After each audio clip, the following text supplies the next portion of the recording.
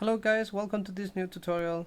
I'm redoing the intro because I have seen that some clips have a really bad microphone quality. I'm really sorry, but I don't know why did that happen. In this tutorial we'll be focusing HUDs and I will be doing them on Bo3. And as always I will use the Plutonium client, and for the scripts if you want to take a look on how the tryhards do some specific stuff, you can use the Plutonium T6 scripts repository as well. The script location is going to be the same as the last two videos. We are going to app data, then local, Plutonium, storage. This time the game is T6 for Black Ops 2. We go to the raw folder, and then inside we place our scripts inside the script folder. In my case I'm going to use them only for zombie mode, so I'm placing them inside the CM folder. So here is tutorial 3. So as I said, we are going to focus on HUDs, but before we are going to learn about what a macro is and how to create one. So macros are basically a little code snippet that gets inserted into the code before compilation. So for example, instead of having to type the quotes, then cm_transit quotes, I can just do transit and it will be inserted with the quotes and the cm at the beginning. So it helps to make it quicker. I also use it for the HUD coordinates, because instead of seeing a random 10, 0, -10, 30, instead of that I can read that it's for the HUD and for the X position or the Y position. So it's easier to read and understand. Macros don't always hold a constant value, they can also be used for functions. So for example, map name is just directly to lower get dvar map name, so that way I can know which map am I currently on the script. But you can also use an argument. So for example, isTrue is the very famous isDefine and value of the arg, and you can pass it through the parentheses.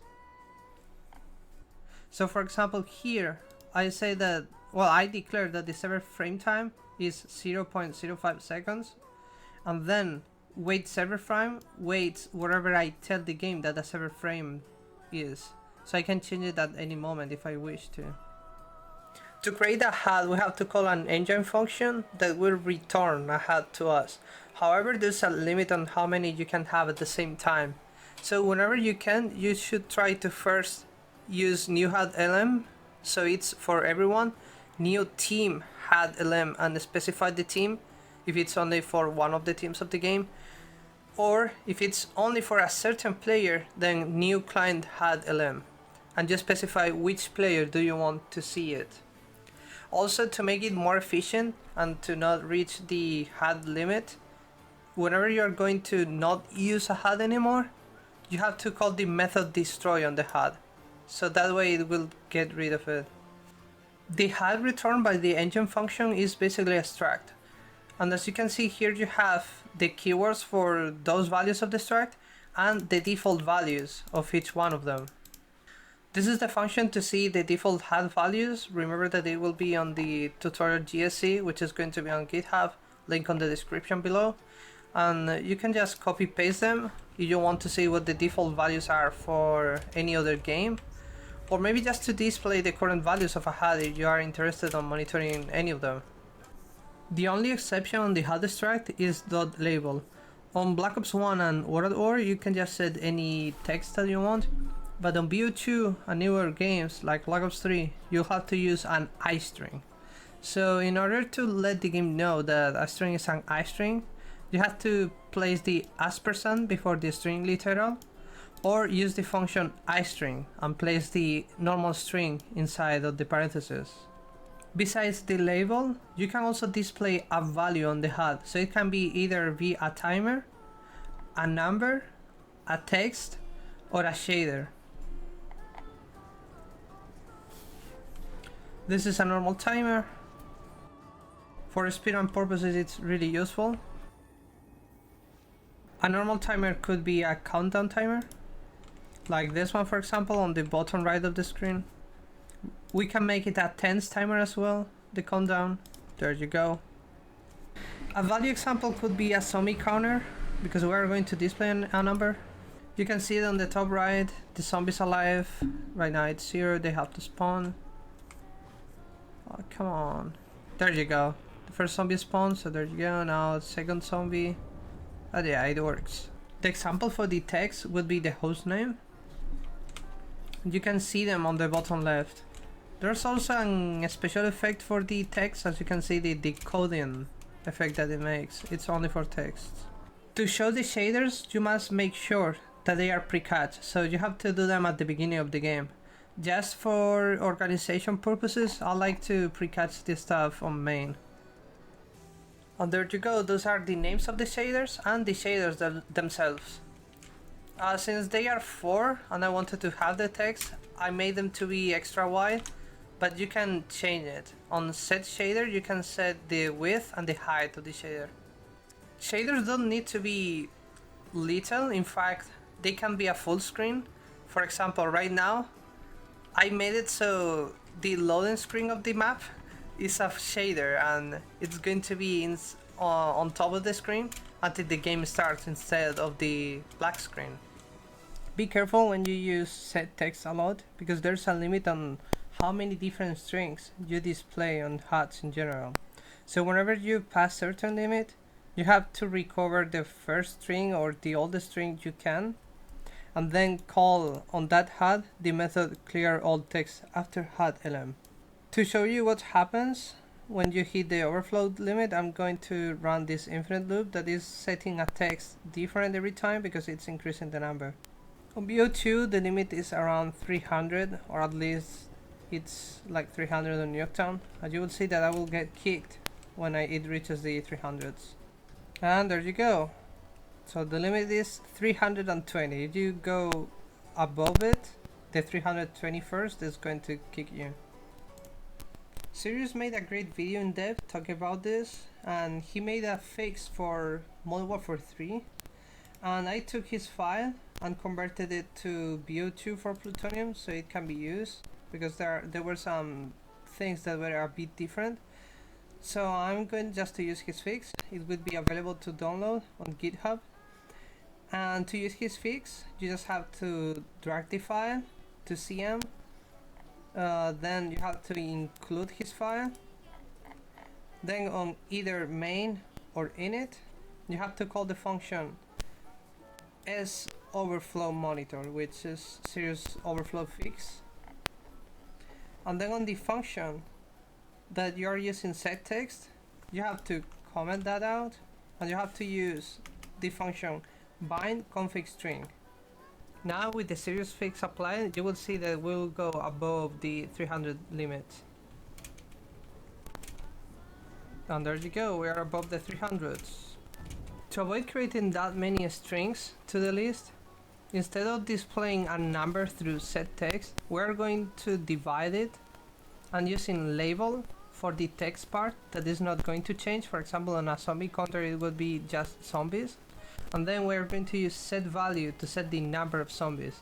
This way we're not using SetText for whenever there is a different value.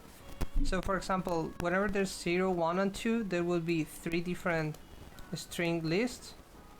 And then with SetValue it will only be zombies, because SetValue doesn't add a new string to the list. HUDs have for transition methods that allows you to change a certain value smoothly from one to another. So I'm going to make a quick example on some of them. First is going to create a HUD, which is going to use the white shader because the color white can be changed to any color you want. It's going to appear in 5 seconds, it's going to be half transparent. Then it's going to shrink in size for 3 seconds. Then I will set the custom color that I chose, that I'm passing as a parameter. After the custom color, it's going to cycle through the R, G and B colors. After doing the RGB colors, I'm going to create another HUD, HUD2, which is also going to be a white shader. But this time I'm going to make it sort 1. Sort is the number of the layer and the default value is 0. The old one has the default value and this one has a higher value. So the new HUD is going to be above the old HUD that I created. Then I'm going to change the old HUD value of this sort for the layer, and it's going to be 2, so it's going to be on top again.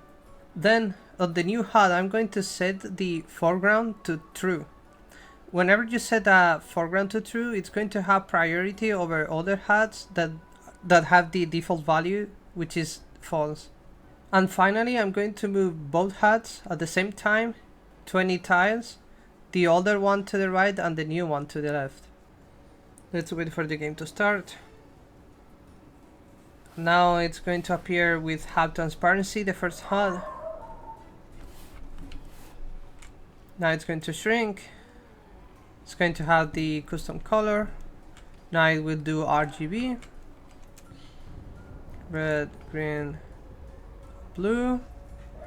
Now I'm going to create the new HUD. Now it's going to change the sorts. Now it's going to change the foreground. And now it's going to move. There you go, all the transitions. And the last thing about HUDs is that you can also make them 3D. Like you can set them in a space. And usually when we make them 3D, we refer them as waypoints. They are very used in campaign.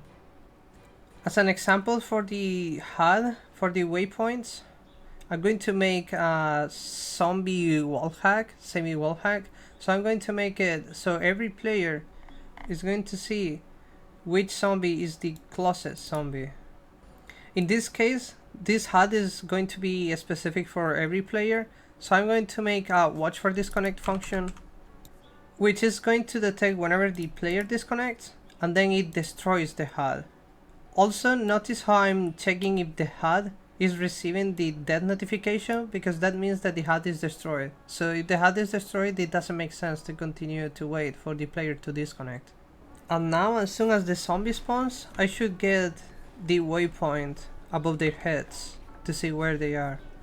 Oh, there you go. As you can see, okay, yeah, I need another one spawn and this one's closer, but as you can see, the HUDs go through the objects. So it's like a little wall hack.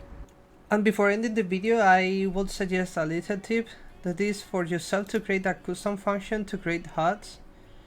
And it's very useful, so you can automatically create a HUD for everyone for a client if you specify the color on the function.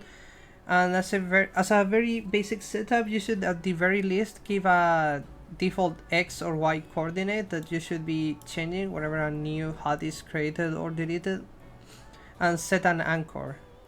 If you don't want to create a custom function for it, then it's fine. Usually Triad has create font string and set point, so you can use those for yourself. On my example, I'm going to show which buttons are being pressed by the player and which are not. And here are the name of the binds. And then I have a function gets button symbol, which is to show which button is set for each bind action for the player. All you have to do to show the key or the button for certain bind is to add this at the beginning and these two characters at the end. And as you can see on the right, it's showing which buttons I'm pressing. And not only it's telling me which ones I'm pressing, it's saying the name of the bind and on which key do I have every bind. And that's all about macros and HUDs.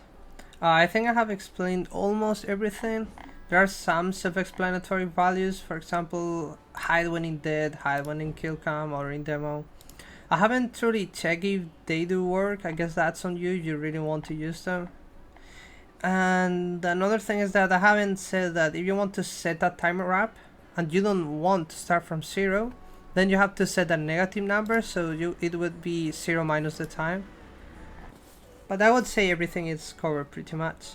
So if you want me to make a video about a specific topic, you can let me know. I think Bo3 or the next video would be the last truly important one, because Bo3 has syntax changes and some new stuff. But other than that, you should be able to do whatever you want right now with the 3 tutorials that I have made. So yeah, thank you very much for watching and see ya!